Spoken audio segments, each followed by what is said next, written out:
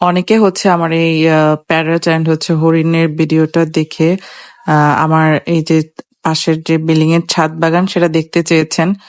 যদিও এটা আমাদের ছাদ বাগান না, এটা অপোজিট বিল্ডিং এর হচ্ছে মালিকের ছাদ বাগান। তো এই ছাদ বাগানে অনেক গাছ, অসংখ্য গাছ।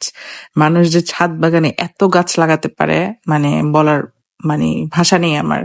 তো এখানে দেখেন কাঠগোলাপ, প্রত্যেকটা কালারের কাঠগোলাপ আছে। এই বাসার যে মালিক, ওনার হচ্ছে কাঠগোলাপ মনে হয় খুবই প্রিয়। প্রত্যেকটা কালারের কাঠগোলাপ গাছ আছে ওনার, প্রত্যেকটা। এমন কোনো কালার নেই যে নেই। যদি উনি ২ দিন পর পর এগুলাকে ছাঁটাই করে, ছাঁটাই করলে এটাকে এমন ভাবে ছাঁটাই করে মনে হয় যে গাছ সব উনি একদম কেটে কেটে ফেলে দিয়েছে। বাট আসলে উনি হচ্ছে এগুলো কাটে, উনি নিশ্চয়ই ওনার গাছ সম্পর্কে আইডিয়া আছে। গাছগুলো অনেক সুন্দর করে আবার বড় হয়, অনেক সুন্দর লাগে দেখতে। সো ওনাদের চাইতে ওনাদের ছাদ বাগানটা আমরা বেশি এনজয় করি।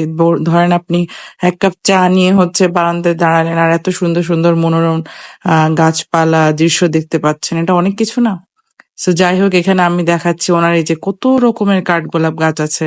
এখানে একটা ১২ মাসি আম গাছ আছে, এটাতে কিছুদিন আগে আম ছিল।